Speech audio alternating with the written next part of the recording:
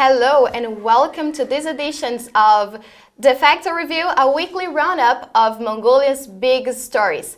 With me tonight, commentator and economist Jargal Defacto. Hello. And I am Milena Mendes. We are live on Facebook at V Television and we would like to hear your thoughts. So on Twitter, use hashtag Jargal_Defacto. Coming up on the show tonight, Battulga speaks out on his first 30 days in office. Disputes rocking MPP give rise to speculation for regime change. Mongolian mining expects profits up to $375 million.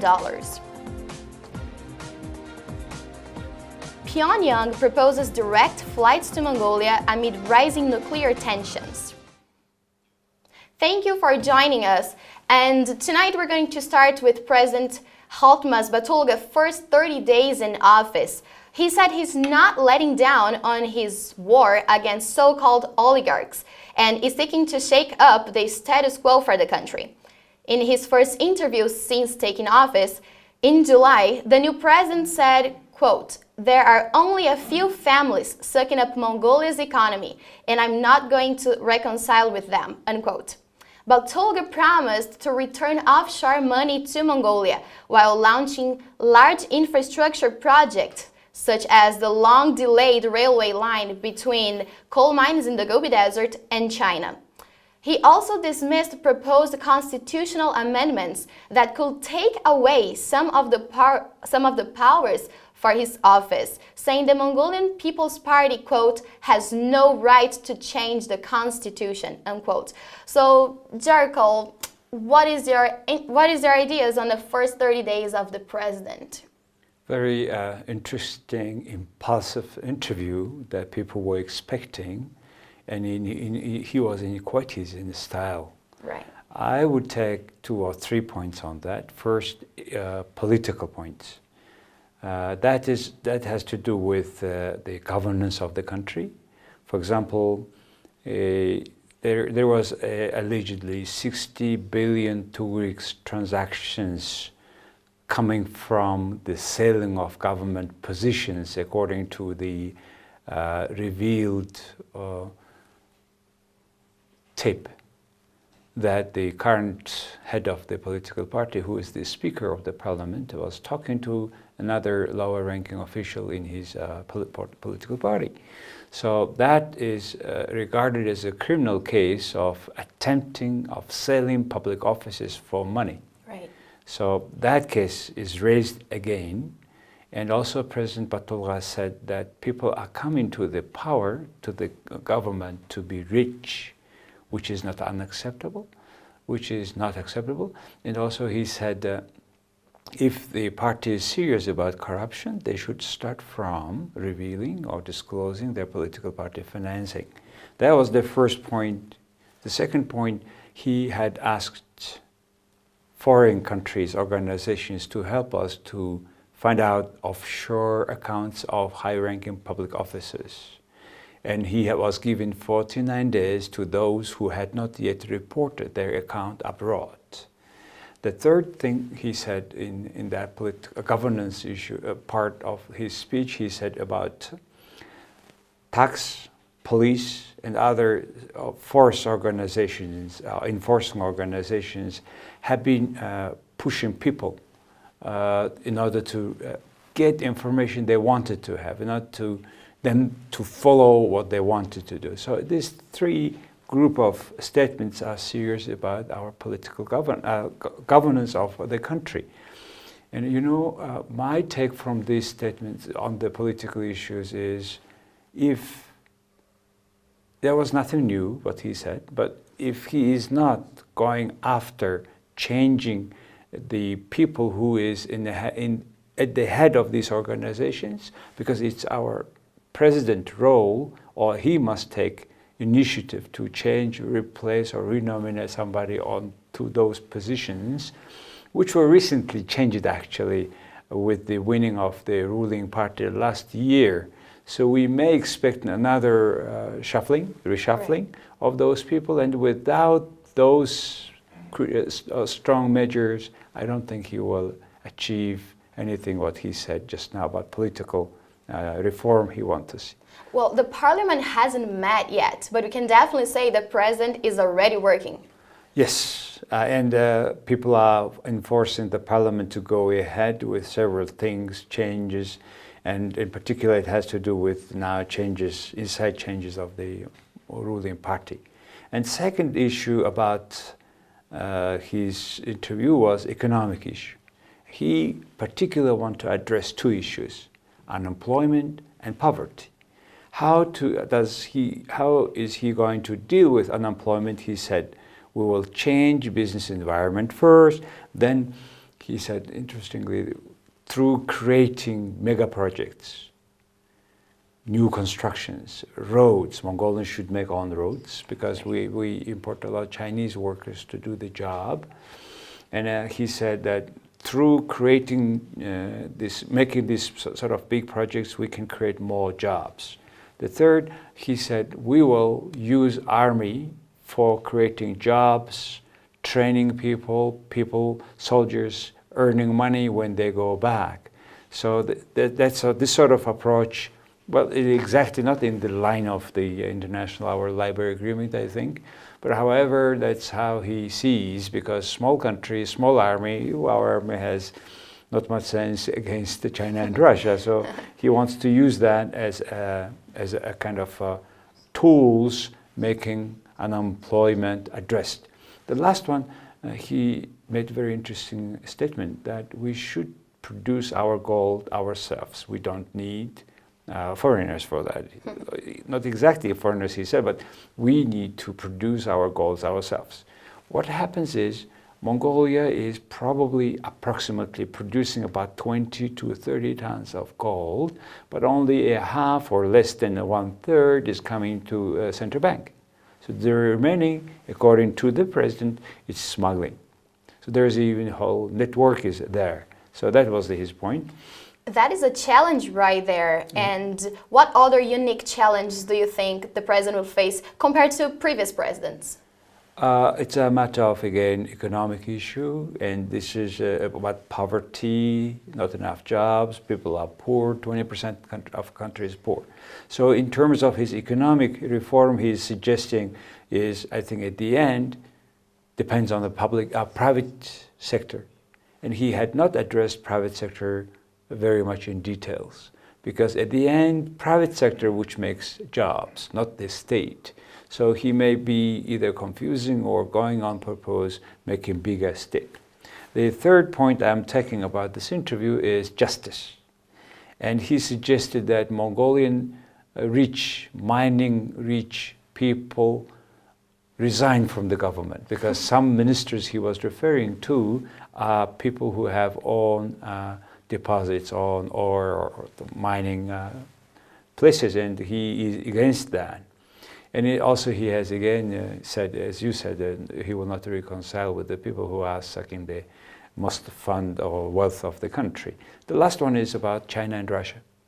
He said he will go to Russia East Forum in Vladivostok early September.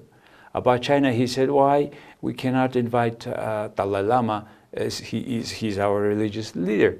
And he will talk to China and Russia to decrease customs taxes to Mongolian goods. So some of them sounds realistic, some of them not, because Dalai Lama issue is not a Mongolian issue. Right. So that's why these are the four things I have taken from the interview. So after this interview, where are we on the constitutional amendments? In this interview, as you also mentioned earlier, he said if the constitutional amendment is about just to increasing or decreasing power of the three peaks of the power, we say the cabinets or parliaments, he said, I will not agree with this sort of amendments, he said. And also he said, a political party, the People's Party, who was selling public positions have no right to change amendments. That was his statement. So. Right. So Moving on, still in politics, former Prime Minister Sanjay Bayar's name has been thrown in the pool for possible candidates to lead the government after what may be a loss of confidence in the Mongolian People's Party leader Miegom Enkbold. Speculation is high for a regime change in government following the devastating loss in a bid for the presidency by Parliament Speaker Enkbold, who trailed behind his competitor Haltma Battulga by nearly 10 points in the election. Bayar served as Prime Minister from 2007 to 2009, and with the signing of the Oyu Tolgoi investment agreement being a highlight during his post. So, as the new Prime Minister seems the most likely outcome with Enkbold's loss of favor from his party, is it a good timing for a regime change now, just after receiving a bailout from the IMF and electing a new president? Of course, change of the cabinet is not very good sign for the stability of political and economic stability in the country, but it seems to me it is coming, mostly coming because the People's Party, a lot members suggesting also changing of the cabinet. You know, for government change, cabinet change, they need quarter of parliament votes, seats. Out of 76, they need 19. But however, by today, they got already 26 of own members suggesting of changing the cabinet.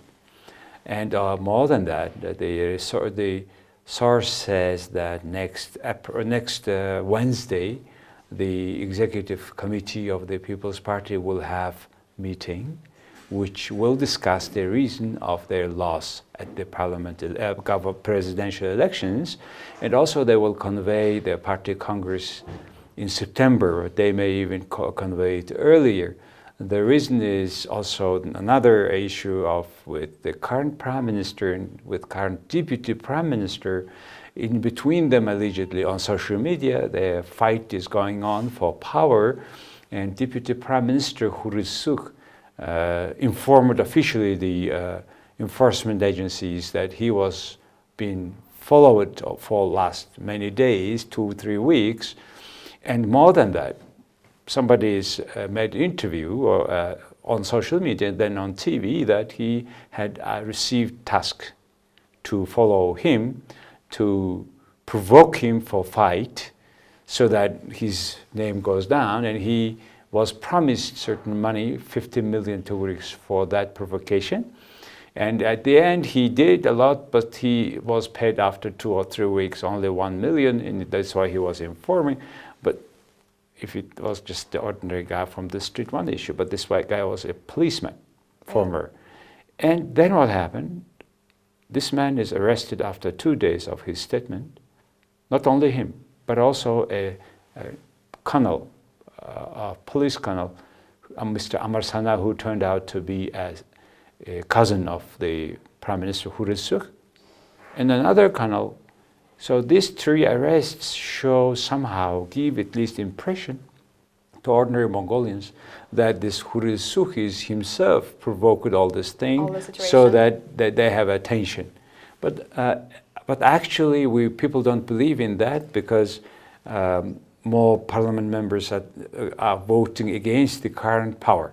So there is something wrong inside of the cabinet, inside of the political party. So we will see. But my conclusion out of all this thing is big questions. Police, anti-corruption agency, and all enforcement agencies are they doing for justice all these actions, or are they doing just for sake of politicians they need or they are forced to favor for?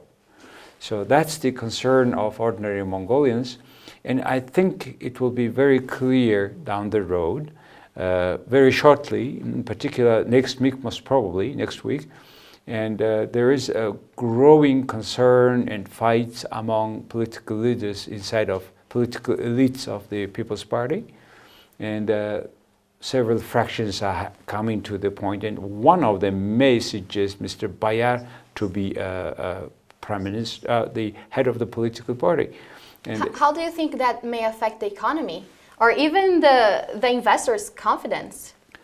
Certainly, it depends now on who is coming and what will be the outcome of that executive board meeting of this party.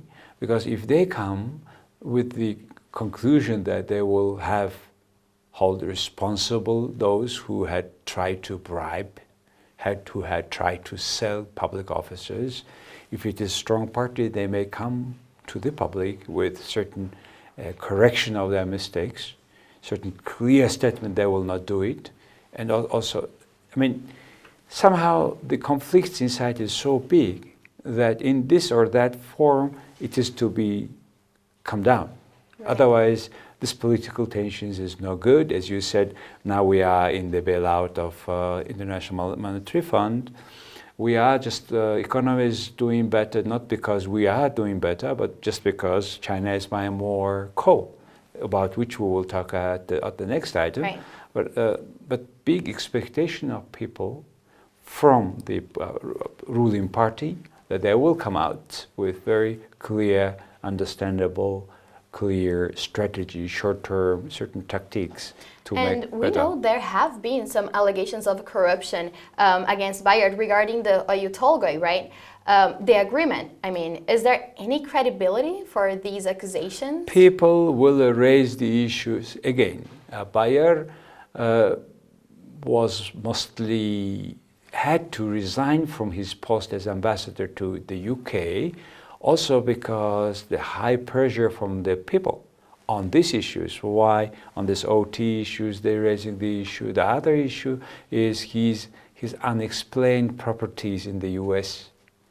And the current president, in the interview, he was referring to Nawaz Sharif in Pakistan, a former prime minister, who was also resigned because the issue of his children's wealth in the UK. So there is a growing awareness of Mongolians that we should not tolerate any more high-ranking public officers' corruptions. So let's see what will be the decisions of the enforcement agencies. But we know one thing.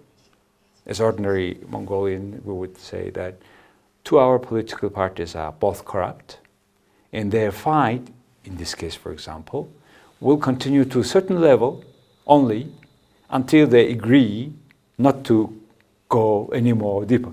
Any deeper. Because they will more raise certain things, they will find each other inside of each criminal cases. So I think it's a relatively big storm in a glass of water. But however, it is a little step forward, better democracy. Right. We mentioned about coal, so moving on to speaking, Hong Kong-listed Mongolian Mining Corporation is said to record between $250 and $375 million in profits for the first half of the year, possibly beating its market capitalization of $370 million. The Gobi Desert coal miner in August 10th reported improved coking coal market conditions, resulting in higher revenue generated in a statement given preliminary results.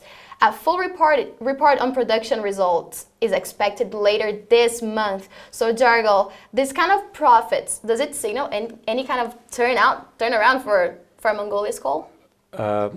Yes, in a certain way. Why? Because Mongolia is exporting more coal this year.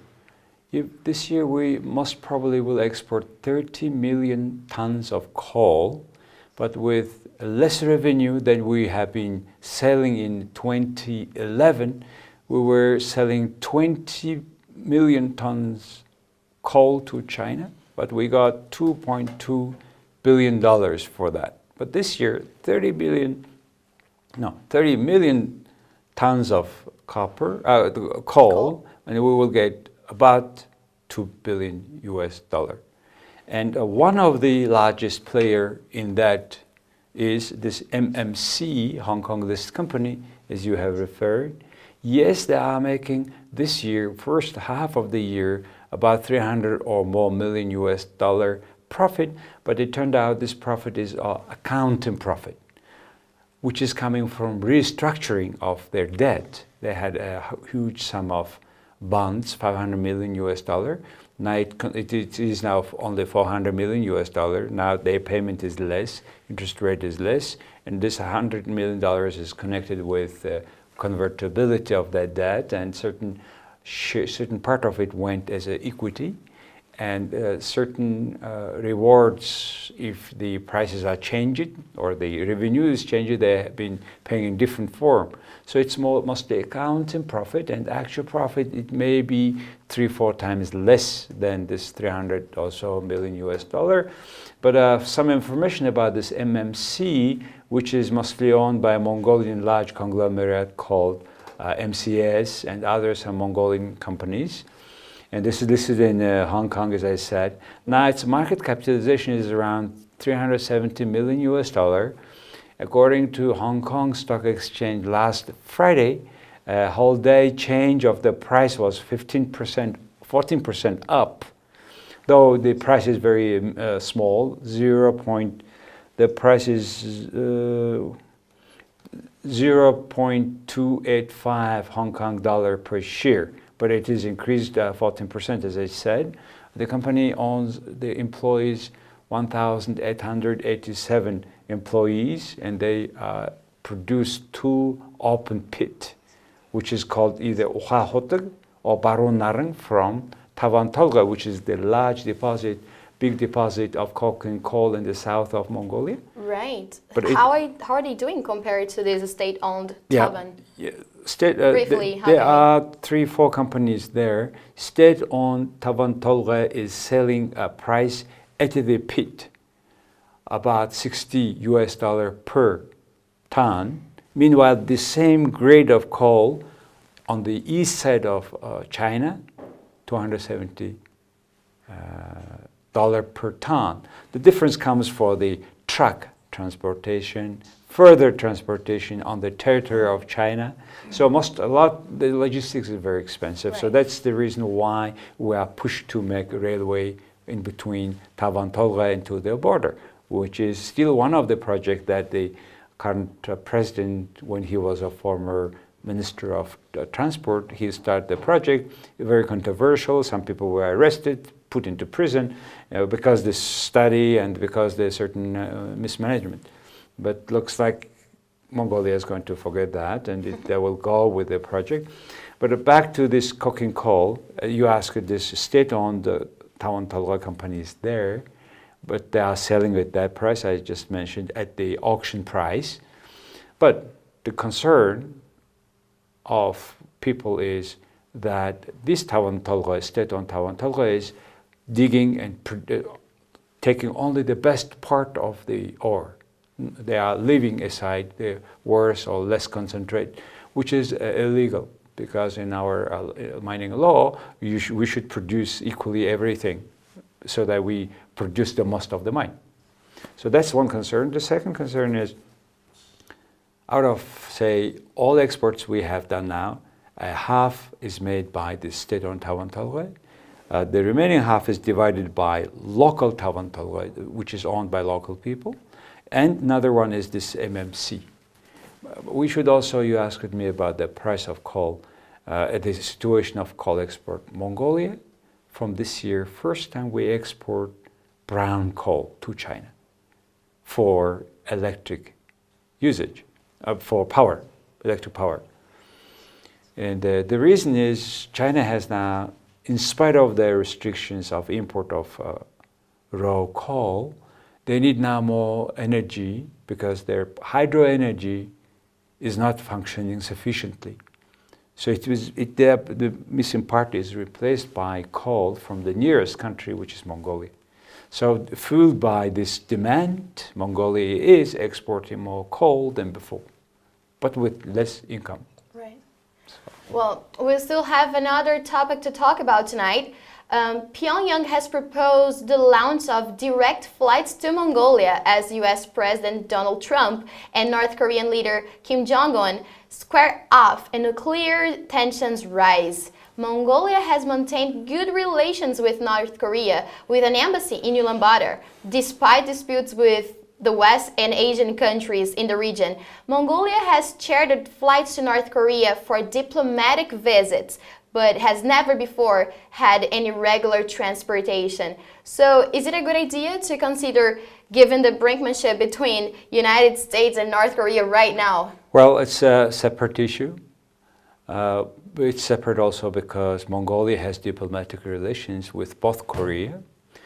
The reason is after the Korean Wars, many children were adopted by Mongolian families in Ulaanbaatar. They were brought from North Korea.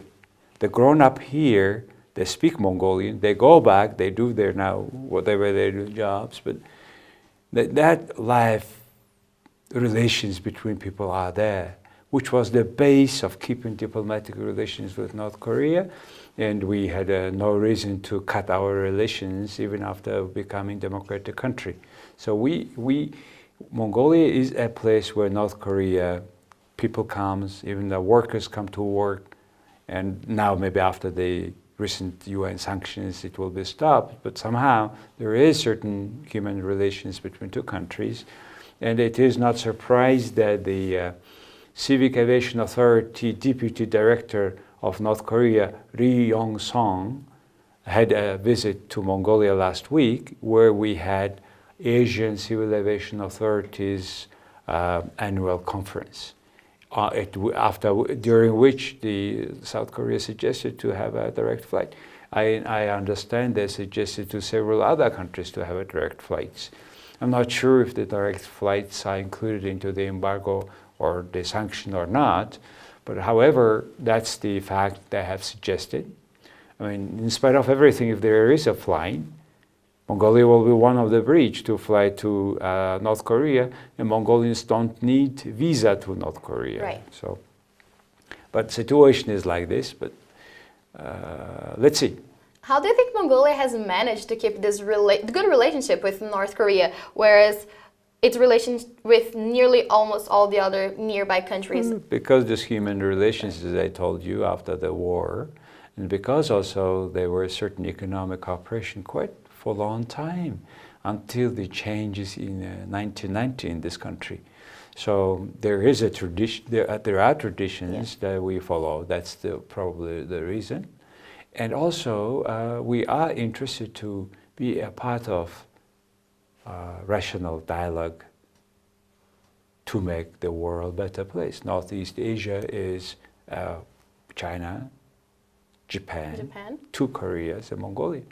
So we need to have a nice time, good time, peaceful time, not war, nothing to say about this nuclear war, nuclear rockets that may change. It's very bad. Right. Mongolia has a special role to play here. This is what we have for you tonight. Jorgel, do you have any last comments? Yeah, well, thank you again being with us. We try to make this independent from politicians review in the country every week at 7 o'clock in Mongolian, at 8 o'clock in English. And you can see that also from tomorrow on our website, jargaldefacto.com. Thank you very much for being with us. A good night. I am Milena Mendes, and thank you for staying with us tonight. Have a good week. Bye. Bye. Good.